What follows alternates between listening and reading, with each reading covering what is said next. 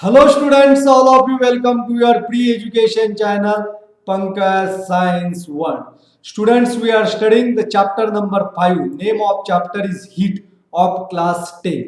तो बच्चों हीट इस चैप्टर में आज के इस वीडियो में हमें पढ़ना है। बहुत ही शॉर्ट टॉपिक है और इम्पोर्टेंट टॉपिक है हीट एक्सचेंज। तो हीट एक्सचेंज इसका अर्थ क्या है, हीट एक्सचेंज कैसी होती है और उसके साथ ही हमें प्रिंसिपल ऑफ हीट एक्सचेंज जो है इसके बारे में आज के इस वीडियो में पढ़ना है। Therefore watch this video completely. Don't forget to subscribe my channel, like and share the video. Let's start with today's topic heat exchange. तो बच्चों हीट एक्सचेंज क्या होता है? We know that the heat always flows from higher temperature to lower temperature. तो higher temperature, the heat always flows from higher temperature to lower temperature heat. तो heat कैसे flow होती है बच्चों? Higher temperature to lower temperature, यानी कि जहां पे टेम्परेचर ज्यादा है वहां से जहां टेम्परेचर कम है उस दिशा में हीट का जो है ट्रांसफर होता है। Transfer of heat it has been takes place three different ways: conduction, convection and radiation.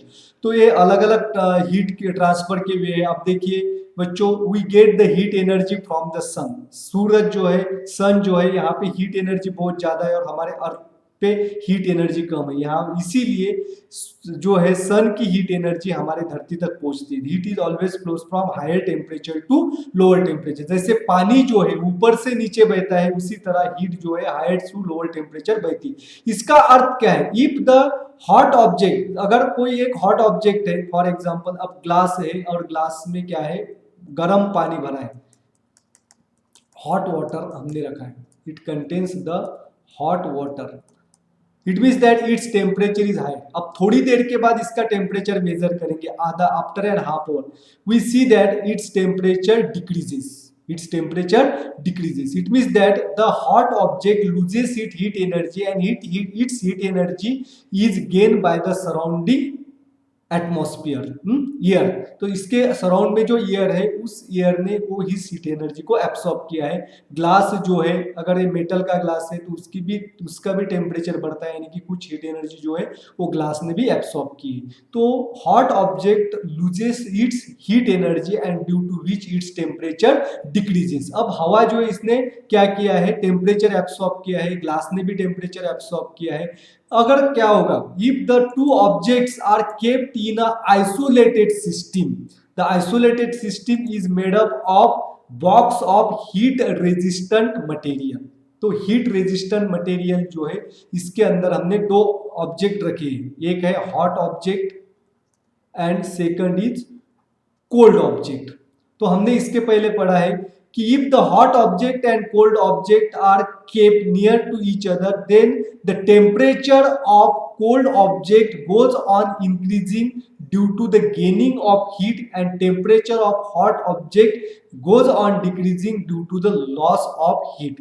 तो hot object जो है उसका टेम्परेचर कम होता है क्योंकि वो हीट एनर्जी को लूज करता है, और कोल्ड ऑब्जेक्ट जो है इसका टेम्परेचर बढ़ता है क्योंकि वो हीट एनर्जी जो है इसको एब्सॉर्ब करता है, गेन करता है। The exchange of heat takes place until the temperature of both the objects become same। और ये जो टेम्परेचर एक्सचेंज कब तक होता है कि जब तक दोनों ऑब्जेक्ट का टेम्परेचर सेम नहीं होता है। लेकिन जितनी heat energy hot object lose करता है उतनी heat energy cold object gain करता है क्या? नहीं, क्योंकि एटमॉस्फेयर के अंदर कुछ हीट एनर्जी जो है एयर के अंदर चली जाएगी, कुछ हीट एनर्जी जो है जिस सरफेस के ऊपर रखा है वो सरफेस जो है इसको हीट एनर्जी को एब्सॉर्ब करेंगे। अगर हम दोनों ऑब्जेक्ट को रखते हैं एक बॉक्स के अंदर, तो बॉक्स क्या है? हीट रेजिस्टेंट बॉक्स है। The box is a heat resistant material. Such a system in which the object is kept is called as isolated system. इसको हम क्या कहते हैं? Isolated system. तो आइसोलेटेड सिस्टम का अर्थ क्या होता है बच्चों? In isolated system the heat cannot goes out of the system. तो सिस्टम के बाहर जो है हीट नहीं जा सकती, and heat cannot enter from out of the system. तो ये हीट रेजिस्टेंस बॉक्स है। तो ये बॉक्स इज का जो मटेरियल इस तरह से बना है कि इस बॉक्स से अंदर से हीट बाहर भी नहीं जा सकती और बाहर से हीट अंदर भी नहीं आ सकती।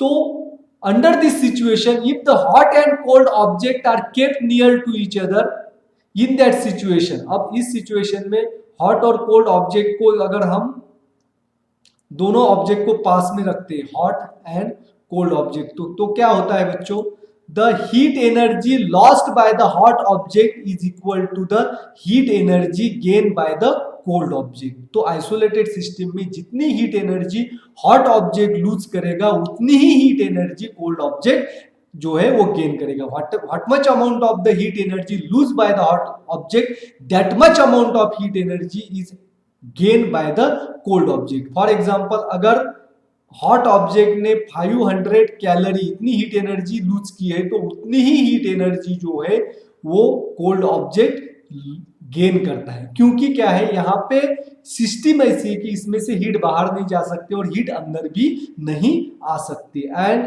This is called as principle of heat exchange, और इसी को कहते हैं प्रिंसिपल ऑफ हीट एक्सचेंज। आ गया बच्चों समझ में? This is a very simple topic that we have studied today.